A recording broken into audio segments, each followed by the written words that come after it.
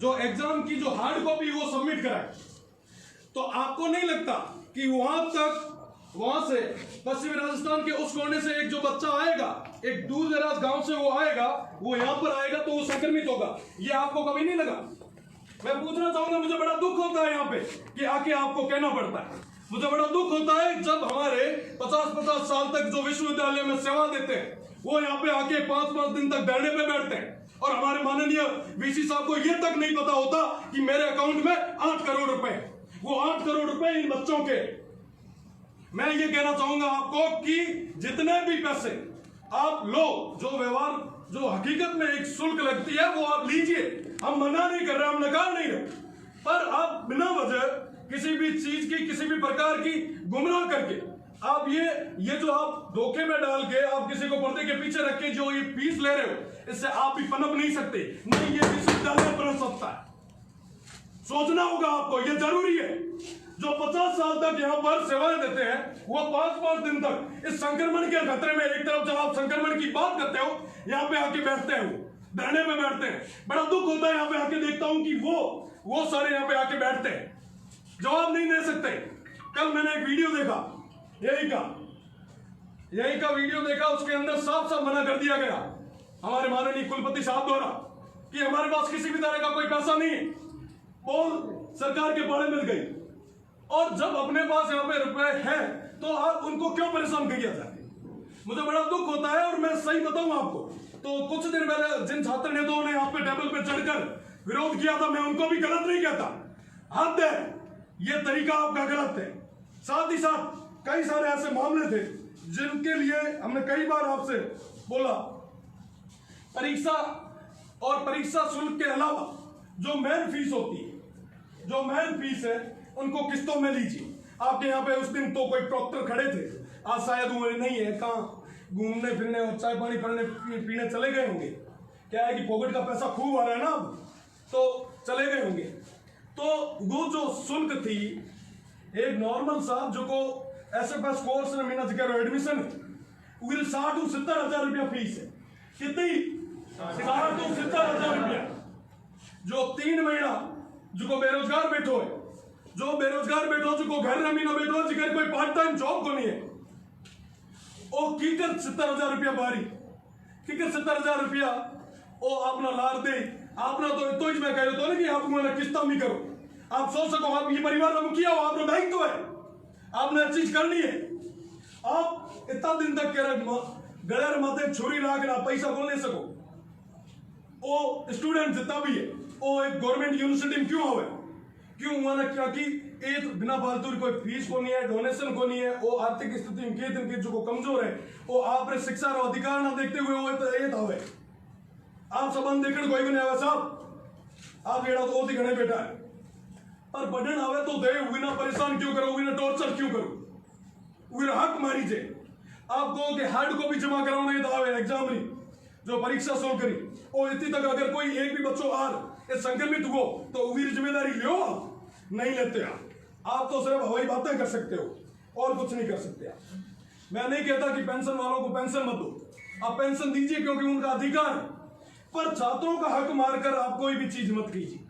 ये हमारा पैसा है, हमारा सबका, उसके लिए मैं आवाज उठा सकता हूं और मेरा अधिकार है। अगर मैं आज अगर उनकी आवाज नहीं उठाऊंगा तो ये लानत है मुझ पे और लानत है इस पद को। साथ ही साथ में एक्स स्टूडेंट्स को लेके काफी दिन तक कयास लगाए जा रहे थे कि उनको रेगुलर एडमिशन मिलेगा या नहीं मिलेगा, कहां जाए वो बच्चे, कौन है उनकी सुनने वाला। एक जना आगे आने के लिए तैयार नहीं है, खुल के बोलने के लिए तैयार नहीं है। वो स्टूडेंट एक गांव से आता है, वो पूछता है, हेल्पलाइन पे फोन करता है, पर फोन उठाने वाला कोई नहीं। यहाँ पर फोन जो हेल्पलाइन नंबर है, आप अभी ट्राई कीजिए, आपको बोल रहा हूँ, आप ट्राई कीजिए। अगर एक भी रिंग चली जाए और वो गांव से बच्चा यहाँ पे आता है, उसको अपनी फैकल्टी में भेज दिया जाता है, फिर वहां से ये वापस आता है यहाँ पे हेड, और वो घूमता घूमता परेशान होकर आखिरकार जाना पड़ता है। और हमारे जो वीसी साहब है वो यहाँ पर 4 बजे के बाद में हम स्टूडेंट्स को मिलेंगे। 4 बजे अगर किसी की मैं जैसे बाड़मेर से हूँ तो मेरी 4 बजे ट्रेन होती, मैं आपसे यहाँ पे मिलूंगा या मैं मेरे घर जाऊँ। अगर रात को रुकना पड़े तो क्या, तो आपके पास व्यवस्था है क्या? आप क्यों बच्चों को ऐसे नादारत कर रहे हो, क्यों उनको बरके ला रहे हो, क्यों धोखे में रख के आप ये पाप की कमाई ले रहे हो? बड़ी शर्म आती है। आपने एक भी किस्त का जो मैटर मैंने बताया था पहले दिन आपने मानी। आपके पास में यहाँ पे 2-4 जने थे, सब उल्लुओं की तरह से गर्दन हिला दी। जवाब देना होता है। आपने कोई भी काम किया क्या? मैंने यहाँ पे बोला कि यहाँ पे सेंट्रल ऑफिस के अंदर कोई भी जगह बाथरूम की व्यवस्था नहीं है, वाटर कूलर की व्यवस्था नहीं है, यहाँ पे रेस्ट रूम नहीं है, जबकि 3 लाख स्टूडेंट जब यहाँ पे है, 3 लाख रेगुलर स्टूडेंट है, उनमें से अगर डेली 100 जने भी आते तो वो बैठेंगे कहाँ? उनके लिए आपको 6 महीने हो गए यहाँ पे, 6 महीने। अभी जिस तरह से नींद लेके सो रहे हो वैसे सो ही रहे हो। जागिए, देखो ये यूनिवर्सिटी वाले ये जो बच्चे हैं आपसे उम्मीद लगा के खड़े हैं, इनको जवाब आपको देना है। गोदी में बैठने वाले छात्र संघ अध्यक्ष खूब आए होंगे, रविंद्र भाटी वैसा नहीं है। आपको जवाब देना होगा। क्यों अभी तक किस्तों को लेके अभी तक आपने कुछ भी नहीं किया? फाइनल ईयर के जो स्टूडेंट हैं उनके लिए चलो समझ में आता है कि फाइनल ईयर वालों को एग्जाम फॉर्म आप भरवा रहे हो तो उनकी परीक्षा की गाइडलाइन नहीं है। फर्स्ट ईयर सेकंड ईयर की अभी तक कोई गाइडलाइन नहीं, फिर भी आप वो लूट बचा रहे। फाइनल ईयर के स्टूडेंट्स के लिए मैंने भी पहले भी कई सुझाव दिए। मेरा आज भी सुझाव है, जितना भी हमारा छात्र संगठन है, पूरे यूनियन का सुझाव था कि जो फाइनल के बच्चे हैं, जो जिनके लिए यूजीसी ने एग्जाम कंपलसरी किया, उनके लिए आप ये भी कर सकते हो। जो साइंस के स्टूडेंट हैं उनको उनके जो प्रोजेक्ट और उनके जो वो प्रैक्टिकल होते हैं उनके अकॉर्डिंग, इंटरनल के अकॉर्डिंग आप नंबर दे सकते हो उनको। बस ये है कि अपने प्रोजेक्ट है वो मेल करने, आप मेल अभी नहीं दे दो, वो मेल कर देंगे, उसके अकॉर्डिंग आप उनको नंबरिंग करो। आप एग्जाम भी ले रहे हो, ये यूजीसी के अंदर गाइडलाइंस के अंदर ये चीजें हैं सर। आपको ये नोटिफिकेशन देना चाहिए आगे, आपको बताना चाहिए उनको कि साहब ये चीजें हैं, आप उनको बताओ, क्योंकि आप नेतृत्व कर रहे हो, आप यहाँ पे इस परिवार के मुखिया हो। आप नहीं बताओगे तो फिर बताने वाला कोई नहीं। तो बड़ी स्टार्टिंग जब आए तो मुझे बड़ा लगा कि हमारे विश्वविद्यालय के अंदर एक एकेडमिक आदमी आया है, काफी एक सुधार लाएगा, पर मुझे बड़ा शर्म आता कि 6 महीने में एक ऐसा एक भी बदलाव नहीं, एक भी परिवर्तन नहीं। आप हर एक फैकल्टी में गए, आपने चाय कॉफी नाश्ता किया, मुझे कोई आपत्ति नहीं है, जाना भी चाहिए, काफी अच्छा किया। पर मैं पूछना चाहूंगा, जो वेस्टर्न राजस्थान का सबसे बड़ा सेंटर जो दिव्यांग बच्चों के लिए, डिसेबल बच्चों के लिए है, उसके लिए आपने कुछ किया? एक बार भी आप गए हुआ एब्सेंट एंड एब्सेंट जिसमें मैंने अध्यक्ष पद के ताले तोड़वाए? आप गए एक बार? वहां पे 2 बसें पड़ी है जो खराब हुई भी पड़ी है, क्या आपने सोचा उनके लिए? क्या सोचा उन बच्चों की? कौन सोचेगा सर? हमारे अलावा सोचेगा कौन? यह आपका ये कर्तव्य है। मुझे शर्म आती है कि मैं आपको बार बार आपके कर्तव्यों को लेकर जगह, शर्म आती है हमें। आप उस दिव्यांग बच्चों के लिए एक बार भी गए? क्यों नहीं गए आप? हर जगह जब आपको इतना वो आप जा रहे हो, घूम रहे हो, लाइमलाइट में रह रहे हो, आप वहां पे भी जाओ ना। उन बच्चों की सुनवाई कौन करेगा? क्या उनका अधिकार नहीं है? पहले एक टाइम में जब वहां पे 63 बच्चे हुआ करते थे, अब 13 पे आके रुके, क्योंकि हमारा विश्वविद्यालय कहीं ना कहीं उनको फैसिलिटीज नहीं दे पाया। ये क्या है? जनता जवाब मांग रही है। साथ ही साथ में मैंने पहले भी कई सारे मांगे आप नए आए थे, शुरुआत में ही मैंने उठाई थी। आप एक जगह पहले बीच में थोड़े दिन पहले आप गए थे, जब नए हमारे वीसी बने आप, तब आप गए थे, आपको गवर्नर साहब ने बुलाया था। मेरे हिसाब से आपको पता होगा उस टाइम की बड़ी फोटो अच्छी भी आपकी भी आई है ना? ये गवर्नर साहब है, ठीक है। उस टाइम ये एक उस दिन का बिल है, उस दिन की क्या मिनट्स बने, ये मिनट्स है उस दिन की। इस मिनट्स का सबसे सबसे आखिरी जो भी लाइन है, आपको दिख नहीं रही हो तो मैं सुना देता हूं। एक ही व्यक्ति नहीं रह सकेगा लंबे समय तक परीक्षा नियंत्रण, जिसका मैंने कई बार पहले भी मुद्दा उठाया। 6 महीने से, लगभग साल भर से, जब से मैं इस विश्वविद्यालय को समझ पाया, मैंने सबके सामने आपको उस समय ये सब चीजें बताई थी, पर अब मैं वापस बता रहा हूं। जो हमारे परीक्षा नियंत्रक ये जो पद है, मैं आप सबको भी बता रहा हूं ताकि हमारे विश्वविद्यालय के छात्र भी उसको लेकर सजग रहे, और साथ ही साथ सोया हुआ हमारा जो प्रशासन है वो भी जागे। कुंभकर्ण की ये जो नींद है उससे बाहर आके कुछ न कुछ छात्र हितों के लिए काम करें। जो परीक्षा नियंत्रक का जो पद है, ये पद एक परमानेंट पद है, पर इसकी जगह एक कार्यवाहक को आपने यहाँ पे अपॉइंट किया और काफी लंबे समय से खड़े हुए आपको यहाँ पे, और ये टीचिंग जो आदमी है वो यहाँ पे कभी नहीं आ सकता, क्योंकि ये एक नॉन टीचिंग की पोस्ट है। अभी जो वर्तमान में जो है, मेरा उनसे कोई वाद विवाद नहीं है, पर हकीकत ये है कि एक उचित और हकीकत में एक एकेडमिक आदमी आके वहां पे वो संभाले, और विश्वविद्यालय में जो परीक्षाओं को लेकर जो इतना बड़ा गप्पा हो रहा है वो बंद। वो आदमी यहाँ पे प्रोफेसर भी है, एक्स्ट्रा पीरियड भी ले लेता है, एनएसएस का भी है, यूसिक का भी है, और नोडल अधिकारी भी। क्यों विश्वविद्यालय के अंदर इतने प्रोफेसर है, वो सब चले गए क्या?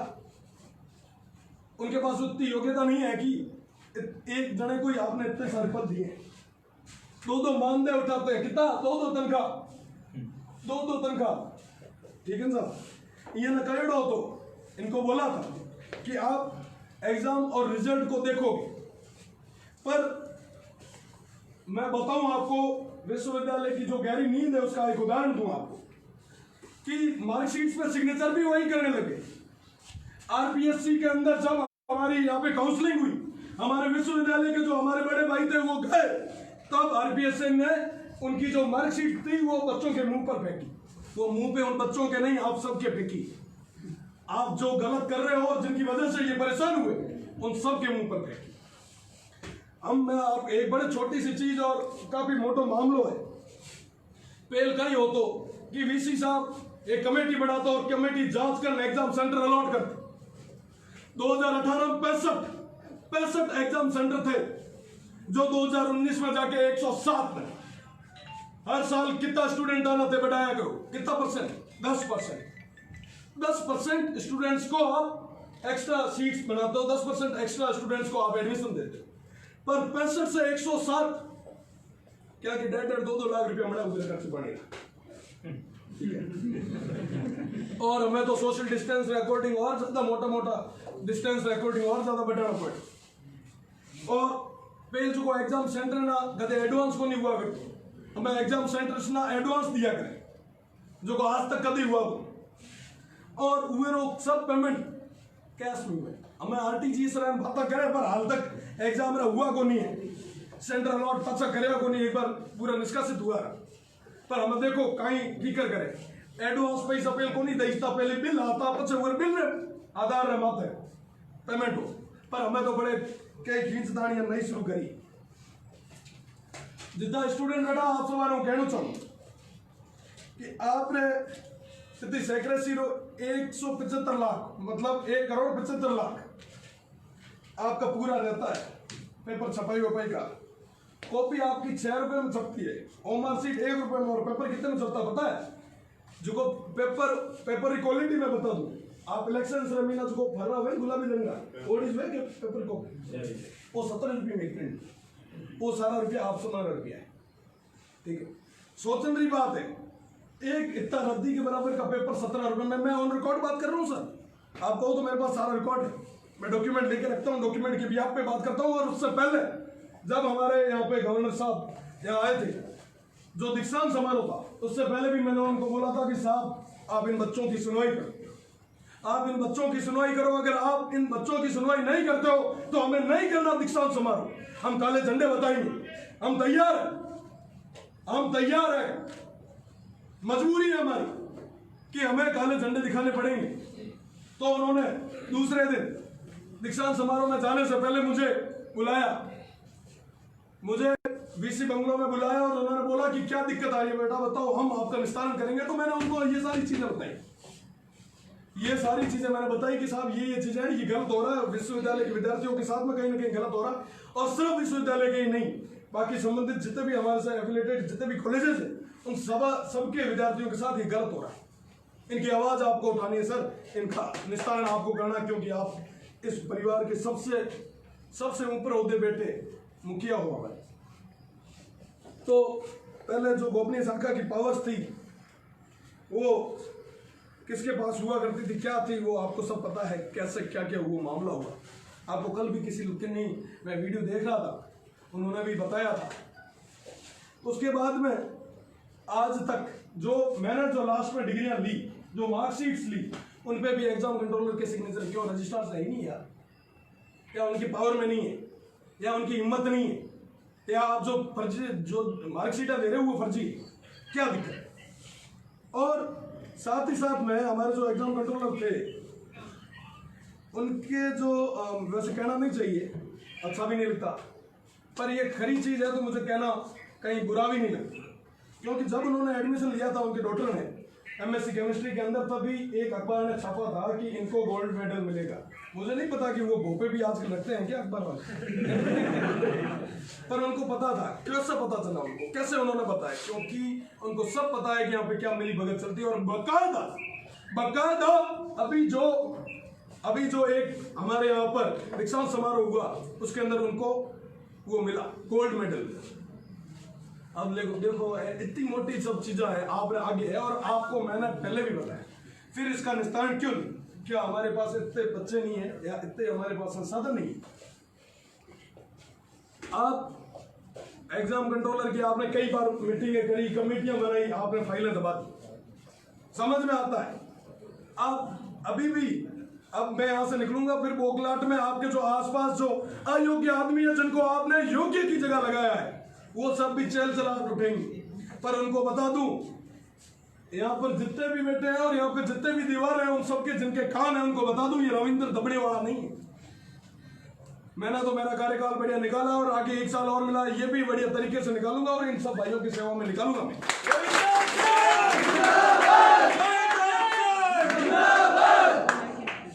आप बढ़िया काम कीजिए, आप बिना फालतू की परीक्षा शुल्क है वो मत लीजिए, मत दबाओ, मत एक गरीब रो पेट मत काटो।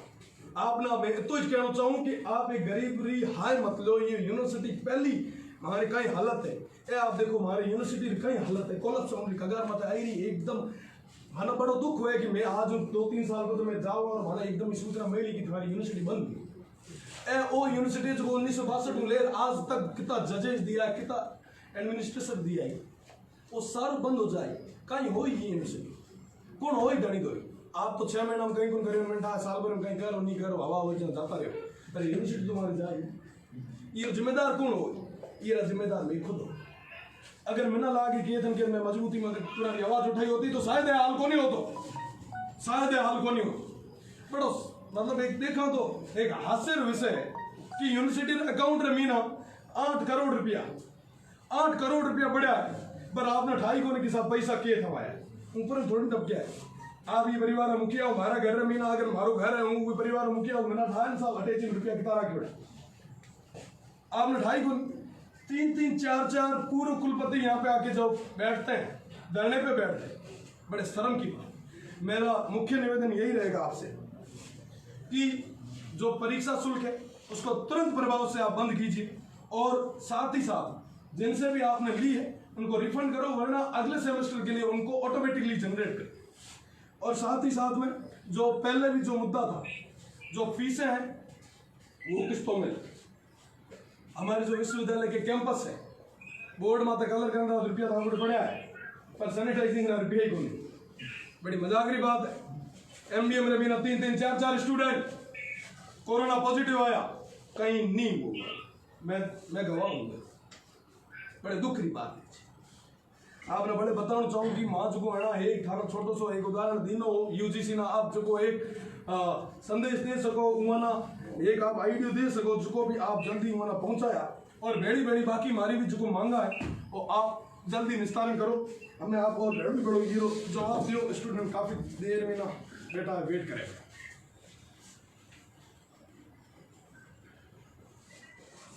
हाँ हमारी जो मांगे हैं तो देखिए आप क्या हुआ। पहले भी हम यहाँ पे आके गए थे, इन सभी मांगों को मैं आपको बता के गया था, पर अभी तक कोई निस्तारण नहीं हुआ। क्यों नहीं हुआ? तो परीक्षा के संबंधित जो भी निर्णय हो रहे हैं वो राज्य स्तर पर हो रहे हैं, विश्वविद्यालय स्तर पर नहीं हो रहे हैं, क्योंकि इस बार विशेष स्थिति बनी थी। इस वजह से राज्य सरकार सभी तरह के निर्देश जारी कर रही है। आगे के लिए भी कल भी हमारे पास इंफॉर्मेशन आई कि आप वीजीसी को भेजो, ये कल ही आया है वहाँ के जो नई साल उनका लेटर। तो ये राज्य स्तर पर और राज्यपाल स्तर पर कोई भी निर्णय जो हो रहा है परीक्षा से संबंधित इस बार क्योंकि उन्होंने कहा कि हम आपको जो बताएंगे क्या करना है समय समय। इसी वजह से एक बार हमने परीक्षा का डिसाइड कर लिया था, फिर उनका है कि रोको आप, फिर राष्ट्रीय स्तर पर हुआ कि भाई 31 जुलाई तक कोई विश्वविद्यालय और कॉलेजेस नहीं खुलेंगे, इस वजह से सब आगे बढ़ गया। फिर क्या हुआ कि अभी 3 दिन पहले मतलब यहाँ के अपने शिक्षा मंत्री ने अपने अखबार के माध्यम से, आपको पता होगा कि यूजीसी को पत्र लिख दिया था कि हमारा राज्य परीक्षा नहीं करवा पाए। इसके बाद यूजीसी की तरफ से गाइडलाइन आई कि फाइनल ईयर के एग्ज़ाम आपको कराने पड़ेंगे। ये सब अभी भी कुछ केसेस सुप्रीम कोर्ट में भी गए हुए हैं, इसलिए इसके बारे में कोई निर्णय ही अभी राज्य सरकार ने नहीं लिया कि एग्ज़ाम कराएंगे या नहीं कराएंगे। लेकिन कल एक पत्र हमारे पास परसों आया था, जिसमें उन्होंने कहा कि आप किस तरह से प्रमोट करोगे, इसका एक प्रारूप तैयार करो। तो मैंने कल सभी हेड्स की और डीन्स की मीटिंग बुलाई थी, उन्होंने प्रारूप कल बनाया है और आज अभी फाइनल करके हम राज्य सरकार को भेजेंगे कि प्रमोशन का, क्योंकि उसमें कई सारे प्रॉब्लम है। किसी का बैक पेपर रह गया है, किसी का ड्रॉप आउट है, इंजीनियरिंग में अलग तरह की स्थिति है, फाइनल ईयर का स्टूडेंट है लेकिन फर्स्ट सेमेस्टर का पेपर रह गया, कई सारी जो है। तो क्योंकि हमने इंजीनियरिंग के भी और सभी डीन्स और सबकी मीटिंग बुला करके उन्होंने पूरा बनाया है। आज फिर आएंगे वो लोग अभी और आज फाइनल करेंगे, तो वो हम पूरी चीज़ें, इसीलिए अभी क्रिस्टल क्लियर कोई भी बात नहीं है, ये हम राज्य सरकार को भेजेंगे कि राज्य सरकार राज्य के स्तर पर बताएगी कि फर्स्ट ईयर से सेकंड ईयर प्रमोशन का क्या करना है, थर्ड ईयर के एग्ज़ाम लेने। इस